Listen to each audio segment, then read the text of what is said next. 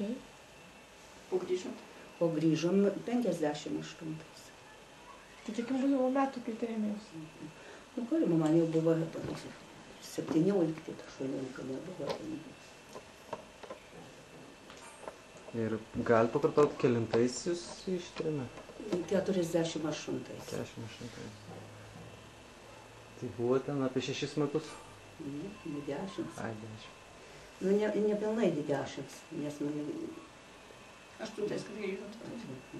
8 grįžom. Toliau mėnesį. Vieną mėnesį trumpai. O trumpai Marytė už ką trėmė? Už ką trėmė? Nu, už brolius. Vienas buvo jau lagerį sėdėjo 10 metų teistas, o kitas šitas buvo vagis, kur buvo papuolęs nu, buvo jie įpagavę ir būtų frontą vedė, bet jis iš Vilniaus pabėgo. Nu, paskui slapstėsi, partizanavo. Žodžiu, universitetus tik užverbavo. Ir už tą išvežė. Ir už tą išvežė mums visus. Ir kur jis išvežė?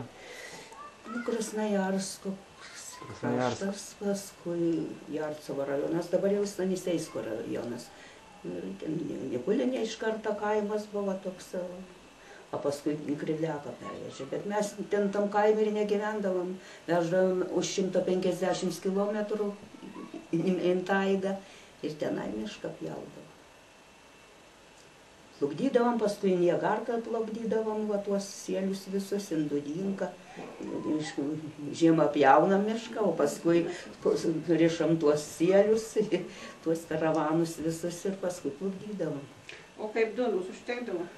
Aha, užtekdavo. Darbininkui duodavo 600 gramų, o kuris nedirba, nieko neduodavo. Tai va, jeigu darbininkų daug, nu, mūsų buvo, mes lyg 4, tėtis dirba, sesuo ir va, brolis dirba. Ir dar du buvo, brolis ligonis, kitas buvo ir mama. Tai jie nieko negaudavo, nu, tai darydavo mes.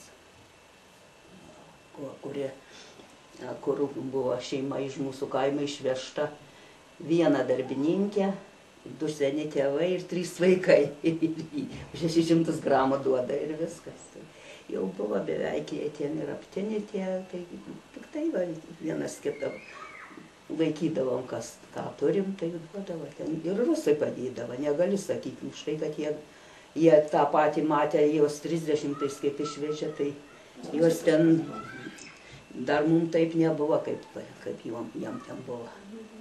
Normas nepadarydavo, tai duonos, kad juos pririšdavo prie medžio ir moškės užėsdavo per naktį. Arba šaltų vandenį žiemą apipilę. Paskui jau sakė, į Krasnojarską, kai daėjo žinia, tai iš Maskvos atvažiavo, sakė 4, tai jos 8 ten sušaudė vietoje. Tai kad jie ten savivaliavo patys va tokį už tą kankinimą. Nu, bet mums tai taip nebuvo. Bet, žinoma, po 12 kilometrų į darbą pėstiem, per dieną mišką papjauni ir dan savį sutraukti reikia tuos medžius. Tai skanu buvo. Ir taip 10 metų jūs pragyvenat, jo? 10.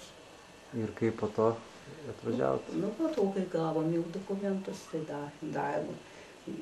Gal kokius 3 mėnesius vaikščiom, kol mumi išregistruos, neleido komendantas. Ką jūs ten Lietuvoje darysit, jūs tenai prapulsit. Ir viską nenorėjo jau paleidė, paskui jau sako, mes vis tiek grįšim tada. Davė.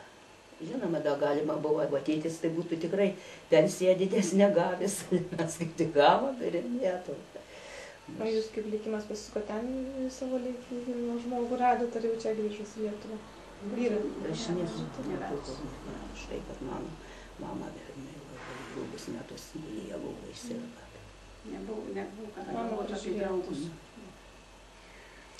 Nu, o grįžus Marytė, ką dirbai?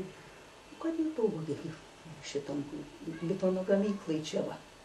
Iš karto kelių valdybai, pakol mes namuose savo gyvenam. Porą metų, o paskui čia kaip pervažiavam, tai priėmusi čia. Ne, šiaip sakė tik 5 minutės. Tai jo, praktiškai ir viskas. Tu bet apie klausiu, tai atsimenu, kol dar filmuoti, ką padaryti. Nu, minutė jau čia viskas prašau. Bet jau.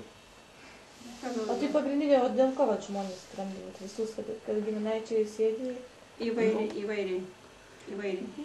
Vienų, kad sėdi, kitų, kad miške, trečių, kad ūkis didelis nepatiko klausyk valdžiai, daleiskim, šitą, dėl to trėmė. Įvairių dalykų buvo. Daleiskim, buvo žmonių, kad visai niekur nieko ir ištrėmė. Kaimyną paskundė ir išvežė į Sibirą. Šitaip. Paskundė, kad žinai, kur ta Aliana, tu čia tokia buvo.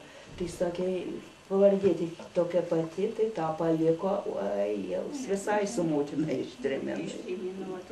Tai čia, žinau, tas trėmimas tai buvo labai įvairiai.